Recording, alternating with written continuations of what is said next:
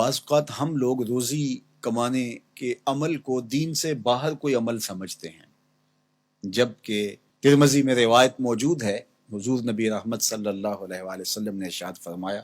التاجر الصدوق الامین مع النبیین والصدیقین والشہداء، سچا تاجر جو امانت دار ہے وہ نبیوں کے ساتھ، صدیقوں کے ساتھ اور شہیدوں کے ساتھ ہوگا، اور جو محنت مزدوری کر کے کماتا ہے الکاسب و حبیب اللہ، جو کسب کرتا ہے، محنت کرتا ہے، مزدوری کرتا ہے، کتنا بڑا اعزاز ہے کہ اللہ کا حبیب قرار پایا۔ تو رزق کمانا یہ ہمارے دین میں عین عبادت ہے۔ اللہ کے محبوب علیہ السلام نے ایک موقع پہ ارشاد فرمایا ما ودع فی امرہ فہی صدقہ، جو کمائی کر کے لا کے تو بیوی کے منہ میں رکھتا ہے، لقمہ ڈالتا ہے، فرمایا وہ بھی صدقہ ہے، اس کا بھی تجھے صدقے کا ثواب نصیب ہوتا ہے۔ سورہ الجمعہ اٹھائیے، وہاں جب جمعۃ المبارک پڑھنے کی تاکید کی گئی اور کہا کاروبار چھوڑ دو، اور پھر فرمایا جب تم جمعۃ المبارک کی نماز ادا کر لو پھر اللہ کے فضل کو ڈھونڈنے نکلو۔ اللہ اکبر، تلاش رزق میں نکل پڑو، یہ اللہ کا فضل ہے۔ وَأَقِیمُوا الصَّلَاةَ، نماز قائم کرو، وَآتُوا الزَّکَاةَ، اور زکوٰۃ ادا کرو، وَأَقْرِضُوا اللَّهَ قَرْضًا حَسَنًا، اور اللہ کو قرض حسنہ دو۔ کیا کرم نوازیوں کے رنگ ہیں،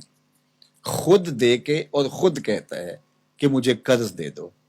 اور پھر فرمایا کہ میں اس کو لٹاؤں گا بھی، ایسے نہیں کہ جتنا تم نے دیا میرے دیے سے دیا اور پھر میں تمہیں اس کو لٹا دوں گا، کہا دگنا کر کے لٹاؤں گا۔ اللہ اکبر۔ تو یہ اللہ تعالیٰ جل شانہ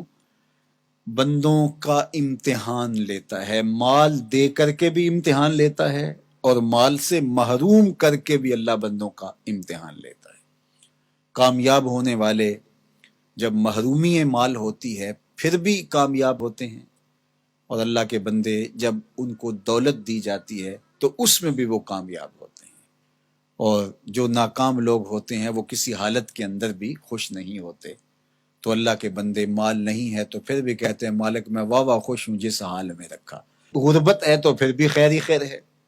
اور اگر اللہ نے دولت عطا کر دی ہے، آزمائش میں ڈال دی ہے، تو پھر اس کو راہ خدا میں خرچ کر کے، اللہ کی راہ میں لٹا کر کے اسی کو قرضے میں دے دو۔ جب اسی کو قرضے میں دے دیا تو وہ دولت بھی محفوظ ہو گئی اور واپس پلٹتے ہوئے وہ کئی گنا ہو چکی ہوگی۔ اگر بندہ اس نقطے کو سمجھ لے تو کبھی بھی وہ راہ خدا میں دیتے ہوئے پریشان نہیں ہوگا کہ یہ تو میں اللہ کو دے رہا ہوں، قرضے میں دے رہا ہوں، اور اس کا وعدہ ہے کہ میں لٹاؤں گا ضرور، اور اللہ کے وعدے سچے ہوتے ہیں۔ اللہ اکبر۔ تو جن لوگوں نے اس اللہ کے وعدے پر یقین کیا اور پھر اس کی راہ میں بانٹا، وہ کبھی بھی مسکین نہیں ہوئے، کبھی بھی غریب نہیں ہوئے۔ وَمَا تُقَدِّمُوا لِأَنفُسِكُم مِّن خَيْرٍ تَجِدُوهُ عِندَ اللَّهِ، جو تم بلائی آگے بھیجو گے، جو نیکی آگے بھیجو گے، اللہ کے ہاں اس کو پالو گے۔ کوئی بھی نیکی، صدقہ ہے، خیرات ہے، زکوٰۃ ہے، سجدہ ہے، قیام ہے، دکھی کی مدد ہے، حتیٰ کہ کسی کو مسکرا کے ملنا بھی ہے، جو تم نیکی آگے بیچے تَجِدُوهُ عِندَ اللَّهِ، اللہ کے ہاں اسے پالو گے۔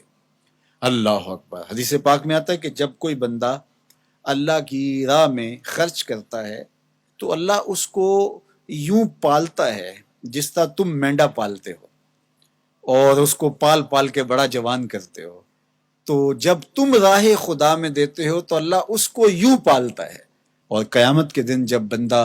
دیکھے گا ان لوگوں کے صلے کو جنہوں نے آگے بھیجا تھا اور اب صلہ پا رہے ہیں، تو وہ بڑا پچھتائے گا، کاش کہ یہ سودا میں نے بھی کیا ہوتا۔ سورہ الفجر کے اندر اللہ تعالیٰ نے ارشاد فرمایا، وہ کہے گا یا لیتنی قدمت لحیاتی، کاش میں نے ساری زندگی ہی آگے بھیج دی ہوتی۔ یا لیتنی کے اندر اس کا جو افسوس ٹپک رہا ہے، وہ کہے گا ہائے افسوس، ساری زندگی اس آخرت کی زندگی کے لیے گزار دی ہوتی۔ لیکن اس دن پھر پچھتانے کا کوئی فائدہ نہیں ہوگا۔ آج کا پچھتاوا کل کی بہتری کا ضامن ہے، کل کا پچھتاوا سوائے حسرت بڑھانے کی اور کچھ نہیں ہوگا۔